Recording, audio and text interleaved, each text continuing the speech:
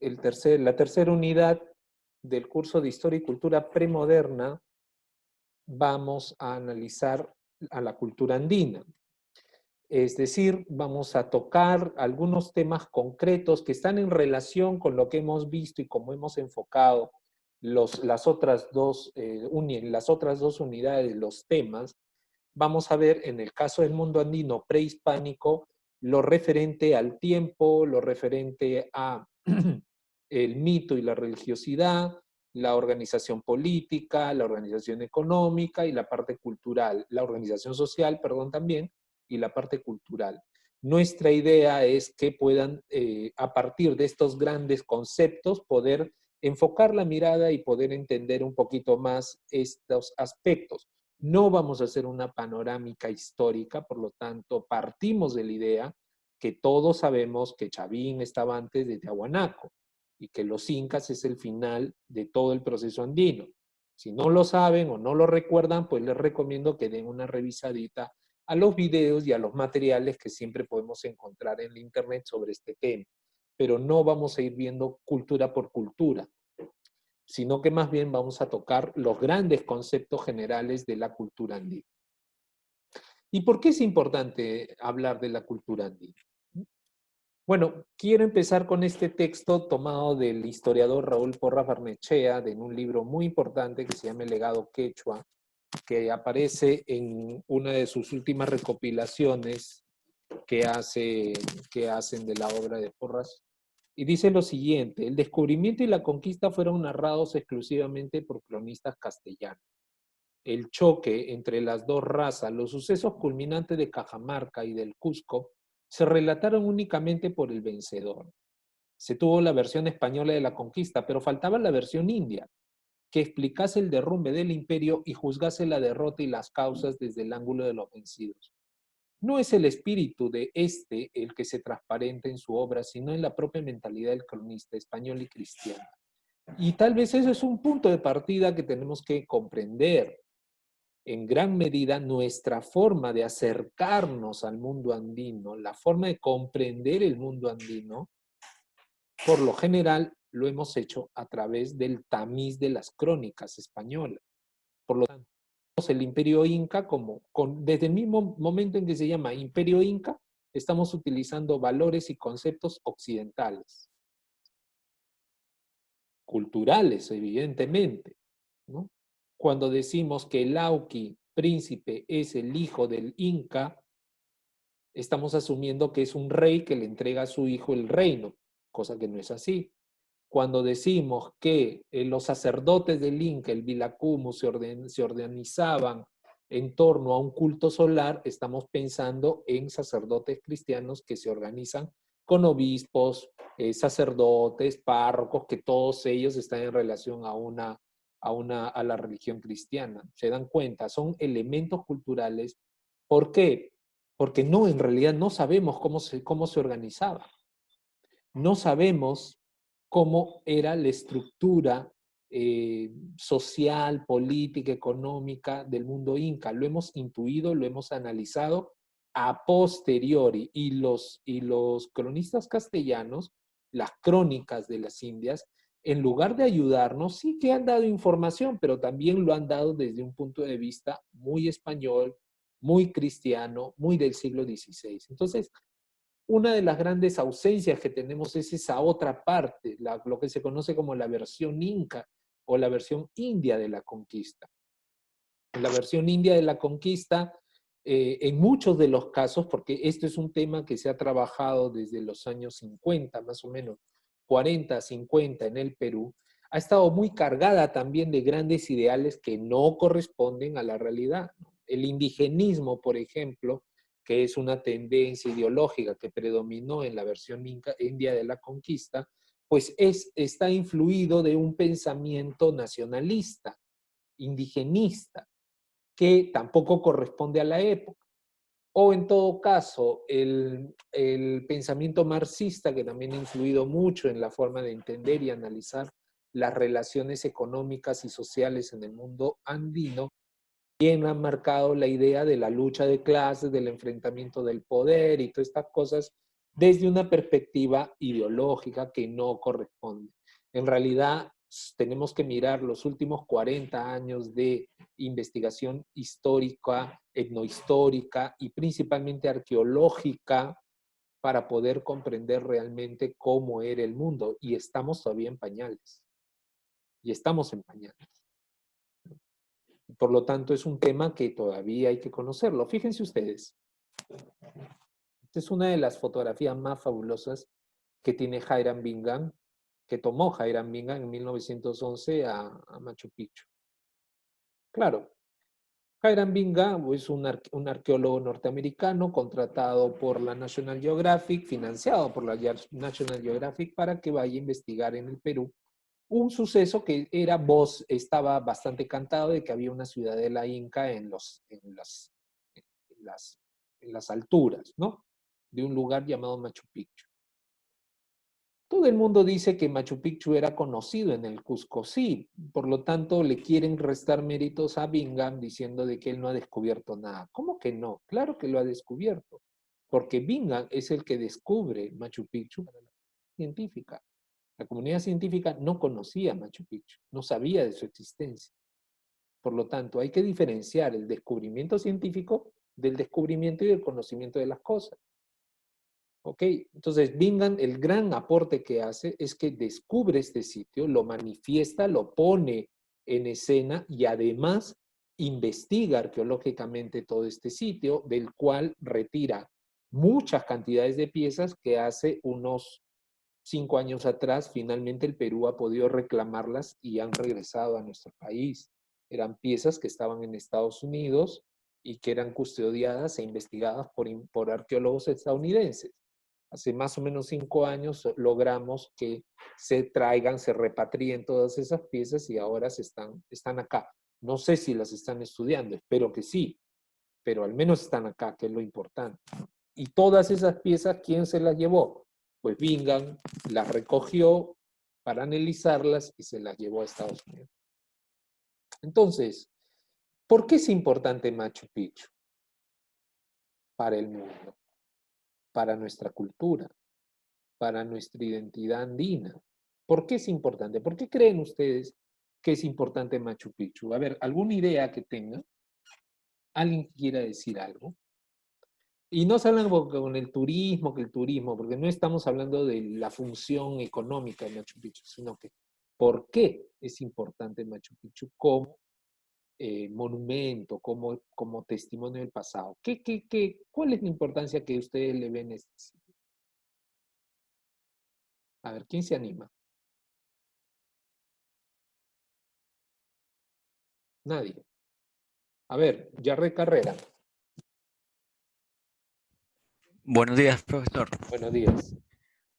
Yo creo que Machu Picchu es importante porque es una de las pruebas fehacientes existieron los incas y también es una prueba de su arquitectura, de su cultura, de su religiosidad. Ok, Es importante, la verdad, Machu Picchu. ok, muy bien, muchas gracias, Jarret. Efectivamente, Machu Picchu es importante porque pone el ojo en una cultura nueva, la cultura inca, ya no solamente conocida por escritos, sino que nos manifiesta hasta dónde podía llegar esa cultura. ¿Qué otro aspecto pueden ustedes valorar dentro de esta idea general y amplia que nos ha puesto su compañero? ¿Algún aspecto concreto que quisieran resaltar de Machu Picchu que ustedes creen que puede ser el gran aporte de Machu Picchu al mundo para conocer a los incas? ¿Alguna otra idea?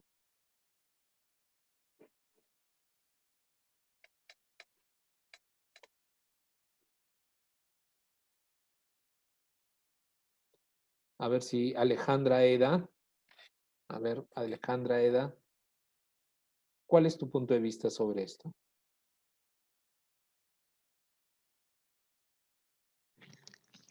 ¿Se escucha? Sí, sí, se escucha. Ah, por lo que yo creo que Machu Picchu es considerado una maravilla del mundo. Ok, pero ¿por qué crees que es una maravilla del mundo? Cuando yo fui a visitarla, nos contaron una historia de que si doblabas la cabeza podías ver como que en la montaña la imagen de unos animales. Ya, Y ok. es una, como, o sea, es algo muy grande para mi parecer, ya que, como dicen, los incas no podrían haber hecho todo eso, Mm, ¿no? Ese estamos mal. sistema de arquitectura. Bueno, estás contradiciendo entonces a tu compañero Yarret, que justamente está diciendo todo lo contrario, que los incas manifiestan su desarrollo cultural en Machu Picchu. Tú acabas de decir que tú no crees que ese edificio haya sido hecho por los incas. Mm, mm. No entiendo. Entonces, no estás a favor de que Machu Picchu manifieste que es una cultura de los incas. Me parece que en esa época el sistema que tenían para construir todo eso no era tan avanzado, así que no sé si de verdad ellos lo habrán hecho. Bueno, ok, muy bien. Es una posición que no comparto, pero bueno, es tu posición. A ver, vamos a intentar en el curso, vamos a intentar quitarles no sé cuánta gente piensa igual que Alejandra, pero vamos a intentar en el curso demostrar que eso que han escuchado de los guías turísticos cuando los llevan a Machu Picchu, esas tonterías que dicen de que los ovnis o los extraterrestres construyeron, vamos a intentar demostrarle de que son puras habladurías y que no tiene sentido.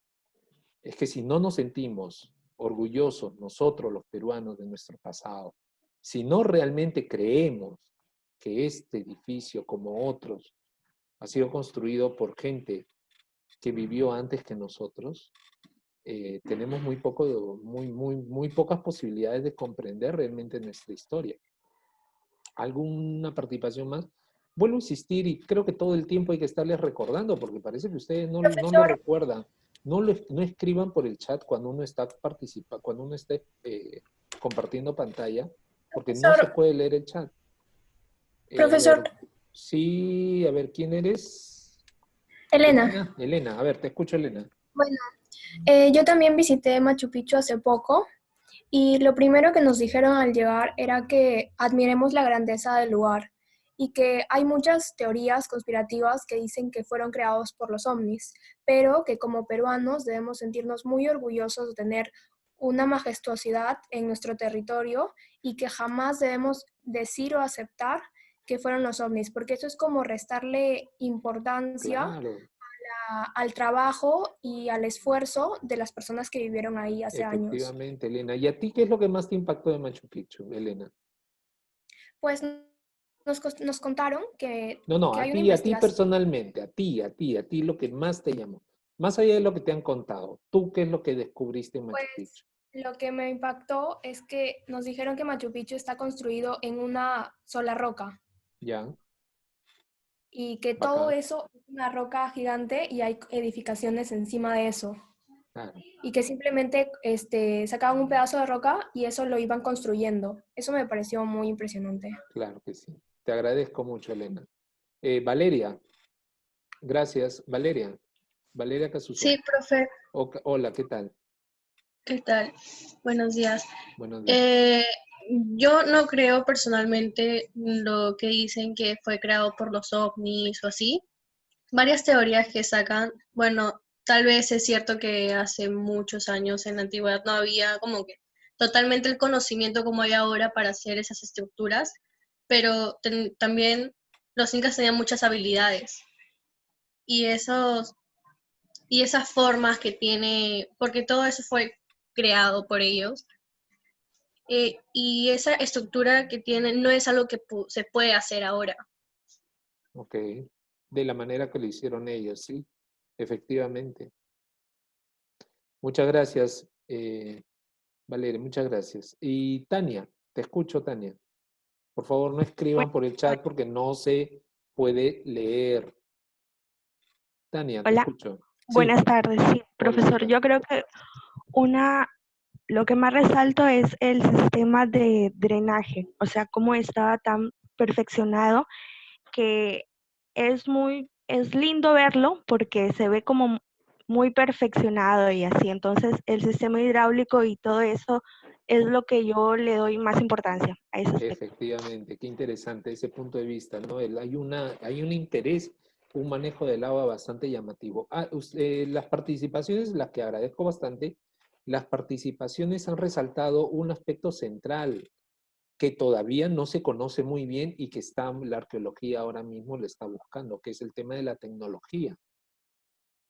La tecnología de los incas es una cosa que no conocemos. No sabemos cómo construían. Tenemos los edificios, sabemos de dónde se traían las piedras, como ha mencionado, las piedras no se traían de muy lejos, el mismo lugar les proveía de las piedras, y por lo tanto la arquitectura es posible de hacer bajo el sistema que ellos utilizan. Claro, si quisiéramos construir con hormigón, cemento, grandes paredes, es más difícil, ¿no? Pero construir estas edificaciones en piedra, como lo han hecho ellos, a partir de bloques de piedra que se superponen una sobre otra, es posible porque las piedras están en el entorno. Entonces, la tecnología de los incas no necesitaba ser tan especializada para poder construir con ella, porque con los elementos que tenían y con su propio ingenio y creatividad, vamos a ver cómo se han construido, ¿no? Entonces, eso es uno de los primeros puntos que hay que entender, ¿no? El mundo andino es difícil de conocer. Y esto es uno de los aspectos centrales que tenemos que tener en cuenta, que no conocemos el mundo andino en su completitud. ¿Por qué? Bueno, porque no tenían escritura, pues. Ellos registraban cosas a través de los quipus, pero ni los quipus entendemos nosotros cómo funcionan.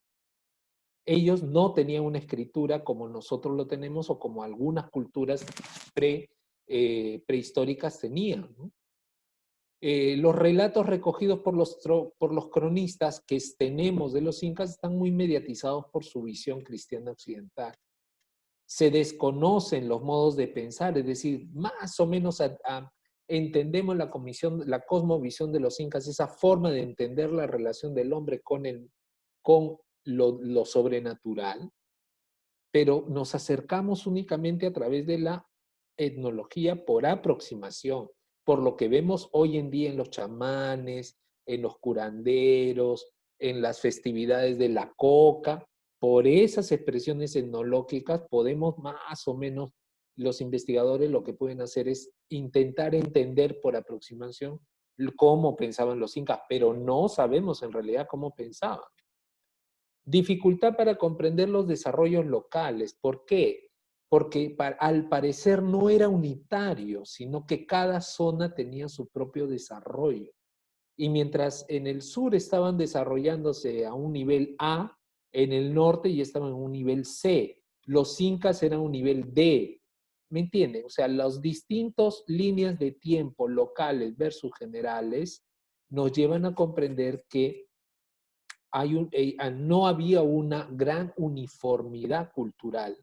Habían bases similares, pero no era uniforme. ¿Por qué? Porque cada grupo era muy local, muy local. La accidentada geografía del Perú hace que el desarrollo local, en lugar de tener una enorme extensión de tierra plana y todos igualitos, que es lo que se ve, por ejemplo, en Europa, ¿no? En el Perú no era así. En el Perú lo accidentado del territorio más la cordillera de los Andes hace que los grupos se desarrollen de distintas maneras y formas distintas. Por eso los chimú y los chanchan, los chimú y los mochicas son tan diferentes, por ejemplo, a los guaril y a los tiahuanaco. Son completamente distintos. ¿Por qué? Pues porque cada uno tiene desarrollos diferentes. Unos están en la sierra, incluso a 5.000 metros de altura, los otros están en la costa, al borde del mar, ¿no? Eso ya les cambia la forma de vida, la comida, la forma de entender su relación con los dioses, etcétera, etcétera. Otro elemento, los materiales son descontextualizados. La arqueología ha funcionado en el Perú desde comienzos del siglo XX, pero realmente la arqueología tiene que enfrentarse a un gran y potente enemigo, que es el huaqueo. Porque huaqueo ha habido siempre.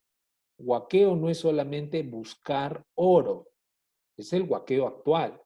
pero huaqueo siempre ha habido siempre. Y han huaqueado los españoles, han huaqueado en el siglo XIX, han huaqueado en el siglo XX y siguen huaqueando ahora.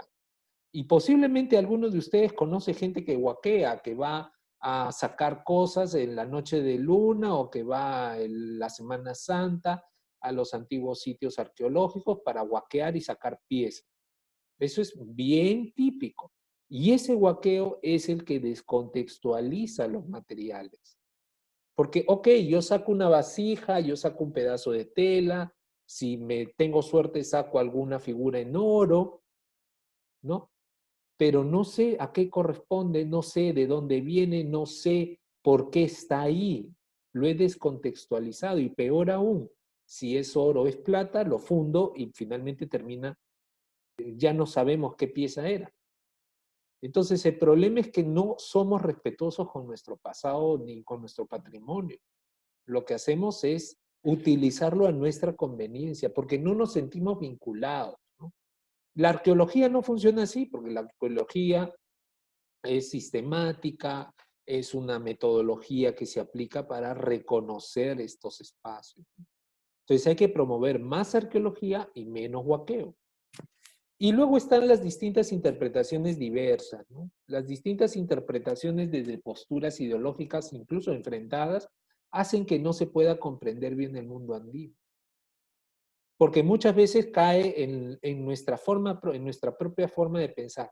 Por ejemplo, ¿cómo entender eso de que el Inca escogía como coya, o sea, como su mujer, a su hermana? Ahora, la pregunta es, ¿cuál es el concepto de hermana? Porque el concepto de hermana que nosotros tenemos es de hija de padre y madre. Ahora, ¿la coya sería hija de padre y madre o sería hija del padre, pero con la cantidad de esposas que tenían los incas?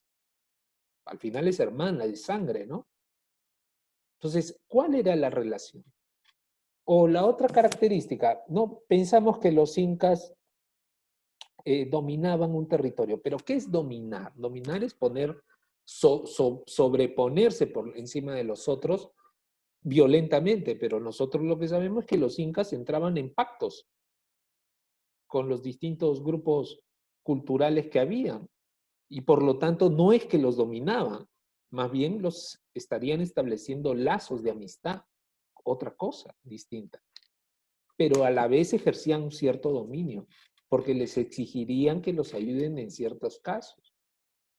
Entonces, no es tan fácil decir esto es blanco, esto es negro, incas es así. Y el problema que nosotros tenemos es que, uno, en nuestros colegios se enseña muy poco del mundo inca. Y en segundo lugar, se enseña con libros de hace 80 años.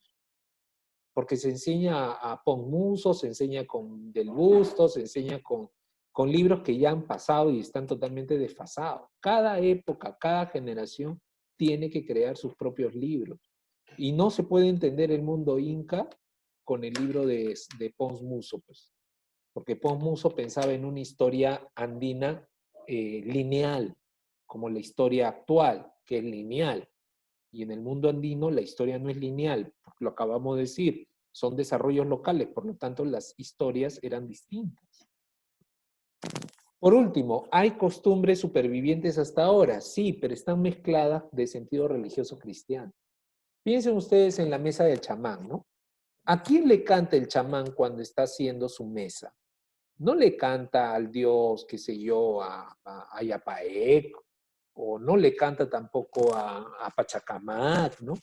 Habla de Cristo, Jesús, ábrenos las puertas, o ya me estoy acercando, San Pedro. O sea, en su prédica, cuando ellos están ahí haciendo sus cosas chamanescas, chamánicas, utilizan términos cristianos. Por lo tanto, lo que hay que pensar es que ahí, eso sí, es una tradición que viene del mundo andino, pero se mezcló en algún momento con cosas cristianas y por lo tanto ya no es igual.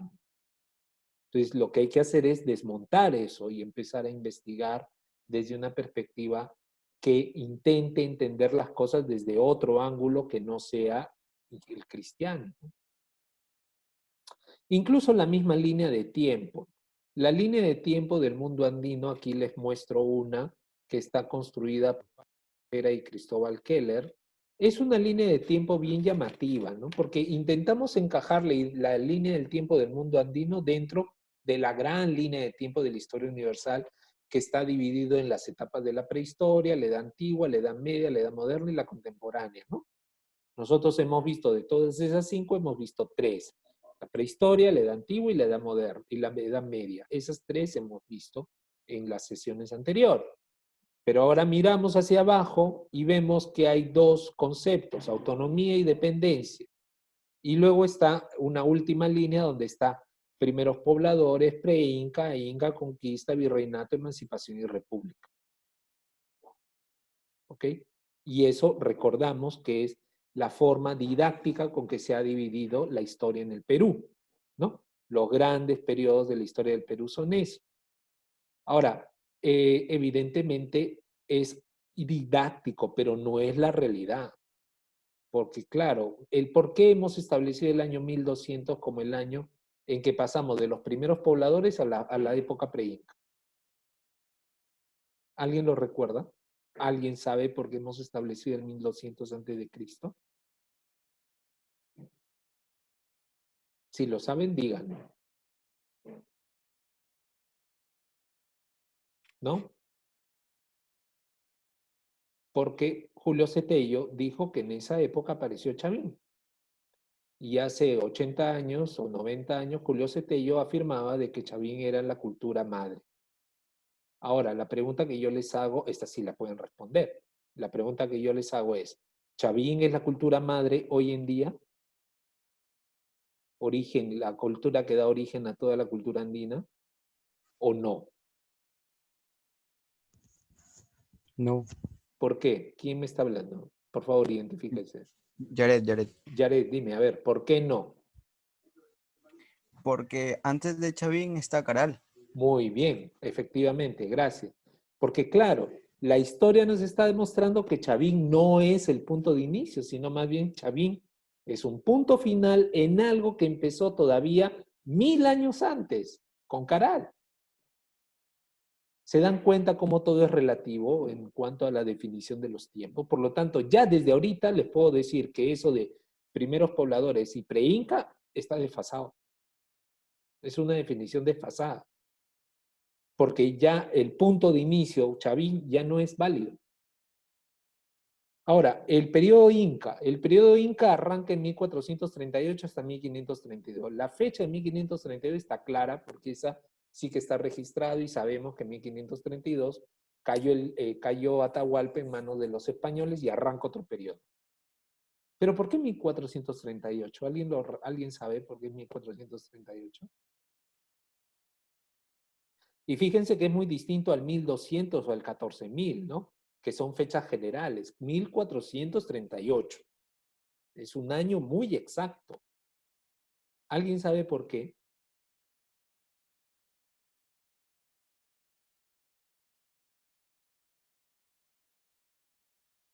Porque, según María Rostorowski, por aproximación, no fecha concreta, acuérdense que los incas no contaban los años como los contamos nosotros, por aproximación, hacia 1438 habría sido la gran batalla entre los incas y los chancas que permitió a Pachacute convertirse en el primer emperador. Y a partir de ahí aparece un periodo que se conoce como el periodo histórico de los incas, porque ya se sabe de Pachacute, ya se sabe de Tupayupanqui, ya se sabe de Huayna Cápac, de Huáscar y Atahualpa. Antes de ellos, todo es mito. Después de Pachacute, ya es historia, ¿no? Bueno, entonces es interesante que se establezca esas fechas, ¿no? Podríamos haber puesto en Manco Cápac, ¿no? Y la fundación del Cusco, pero se estableció 1438. Entonces, esto nos lleva a reflexionar algunas cositas, ¿no? En primer lugar, ¿cómo nos estamos acercando al conocimiento de los incas? María Luisa Sacco de Rivera nos dice que hay 3 tipos de fuentes. En primer lugar, los cronistas de los siglos XVI, XVII y XVIII, que aunque sus relatos son históricos, literarios y narrativos, también encontramos dentro de esto los relatos oficiales, los documentos legales que hicieron los descendientes de los incas para poder fundamentar a los españoles que ellos eran indios nobles, por ejemplo, y que no podían estar siendo tratados como unos indios del común. Eso la historia lo tiene muy claro. Los descendientes de las panacas reales fueron considerados como indios nobles. ¿Hasta cuándo? Hasta la revolución de Túpac Amaru. Porque a partir de ahí les quitaron todos sus privilegios. Los viajeros y estudiosos del siglo XVIII y XIX también ayudaron a descubrir el mundo andino por sus relatos y sus viajes y sus imágenes. Y finalmente la arqueología del siglo XX es la que ha ayudado verdaderamente a conocer más esto, ¿no? Dentro de este grupo de la arqueología están tres claves, María Rostorowski, John Murra y Franklin Pease, porque ellos han descubierto que se puede conocer el pasado prehispánico a través de una ciencia, mejor dicho, de una disciplina histórica concreta que se llama la etnohistoria, que es un enfoque determinado para comprender el mundo andino. Aquí tenemos los cronistas, son un montón de crónicas. Espero que hayas leído aunque sea una, o anímate a leer. Te recomiendo que te animes a leer. Y si quieres leer algo, te recomiendo que leas a Ciesa de León en su Crónica del Perú, que es la más conocida y la mejor de todas, para mi gusto. O también a Betanzos, por acá está Betanzos. Por aquí está Betanzos, ¿no? Busquen a Betanzos porque Betanzos es un personaje interesante. Betanzos estaba casado con una princesa inca y por lo tanto Betanzos tuvo acceso empezó a aprender quechua y supo de quechua. Acá está Juan de Betanzos. Y Betanzos pudo entrevistarse con los descendientes incas que eran de la misma generación de Atahualpa y de Huasca.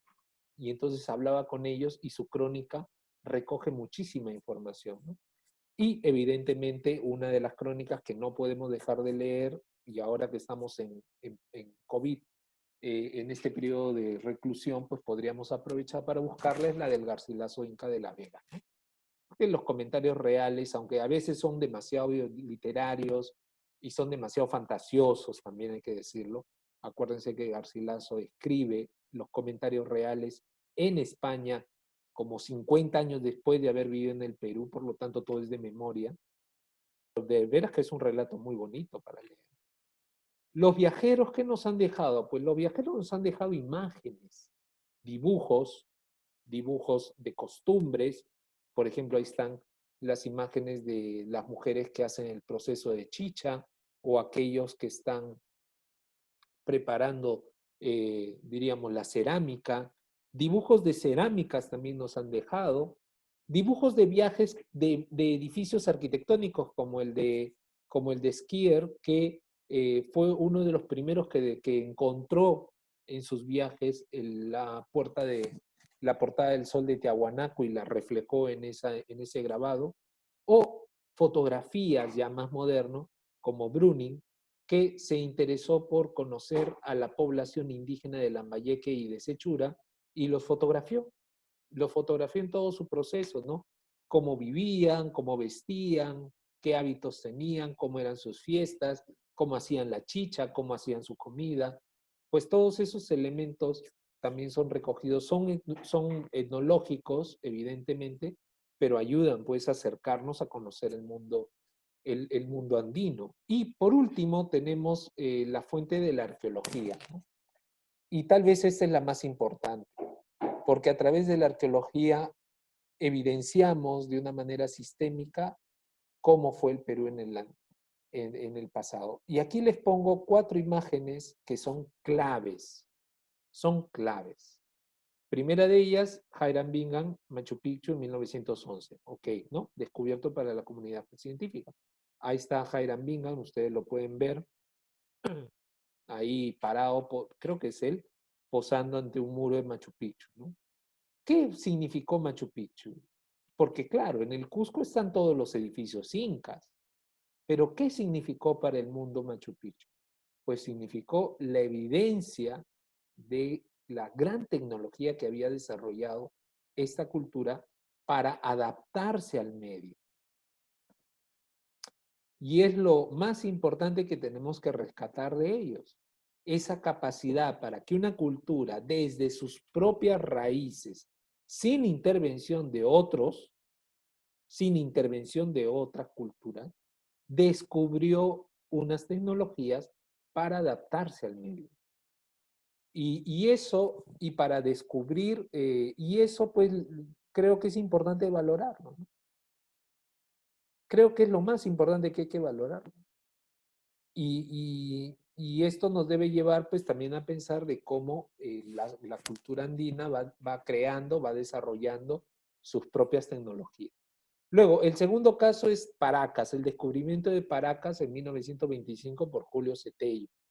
Así como Bingham, Paracas también era bien conocido entre la gente de la zona, de hecho guaqueaban mucho.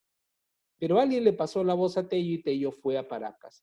Y lo que hizo Tello en Paracas fue algo fabuloso, porque descubrió el cementerio de Paracas Necrópolis y Paracas Caverna. Estos cementerios fueron la pista para Tello para darse cuenta que antes de los incas habían culturas que tenían las mismas cosas que los incas, pero que habían desarrollado otras artes, otras expresiones. Concretamente, los paracas eran los grandes bordadores, y eso es algo que habría que señalar como bien importante. Por último, finalmente tenemos a Junius Ver con Huacaprieta en 1946, y Ver descubrió que antes de Paracas y antes de los incas hubo civilizaciones en el Perú, más pequeñas, más locales, pero que conocían la arquitectura y estaban desarrollando inicialmente técnica. Junius Ver es importante porque él descubrió para el Perú el concepto del precerámico. Sociedades que antes de la cerámica ya estaban constituidas. Hablaremos de ello luego. Y por último, Walter Alba. Pues, ¿quién no sabe de Walter Alba, no? ¿Quién no ha ido al Museo de Tumbas Reales de Zipán? Y si no has ido al Museo de Tumbas Reales de Zipán, pues bájate un video de YouTube para que veas cómo es por dentro. Zipán es un gran descubrimiento porque es el primer ejemplo que tenemos de un señor local en su funeral. O sea, las evidencias de cómo era el cortejo fúnebre y la tumba de un señor local mochica. Entonces, ese es el gran prestigio. Y hasta dónde podía llegar a tener el poder un señor local, pues, que eso es lo que nos ha demostrado el señor Zipán. Entonces, pensemos, y con esto termino, pensemos que cuando hablamos de los incas y hablamos del mundo andino, cuando llegan los españoles al Perú, a los incas y conquistan a los incas eran los modernos del mundo andino, los más modernos. Pero los españoles pensaron que ese desarrollo moderno de los incas era el único desarrollo que tenían en el mundo andino. Y acabamos de ver que no, que ha habido muchas culturas antes, cada una de ellas con desarrollos diferentes. Por lo tanto, los historiadores posteriormente empiezan a descubrir que los incas tienen un tiempo mítico y luego un tiempo histórico, ¿no? Ese tiempo histórico aparece a partir de 1438, se desarrolla con mayor fuerza en el periodo imperial de 1460 a 1532, y todavía hay algo de la historia inca que deberíamos contar y que nadie cuenta, al menos en los colegios no se cuenta, que es lo que les pasó a los incas después de conquistados. Y fíjense, todavía hubo incas después de la conquista de 1533 hasta 1572, que es la muerte de Túpac Amaru I, el último inca. Una historia que también habría que conocerla y que se conoce en el ámbito científico como el de los incas de Vilcabamba. A tener en cuenta entonces que la victoria sobre los chancas fue el momento inicial en la formación del Tahuantinsuyo y el comienzo del auge inca. Hasta entonces, los incas no eran otra cosa que una cultura local. Es natural que el jefe que llevó el señorío a la victoria sea la figura más destacada de la historia inca, y por eso se le llamó Pachacútec, el que voltea el mundo, el que da la vuelta al mundo. ¿Ok? Bueno, esto es un punto de partida para entender la historia de los incas y del mundo andino.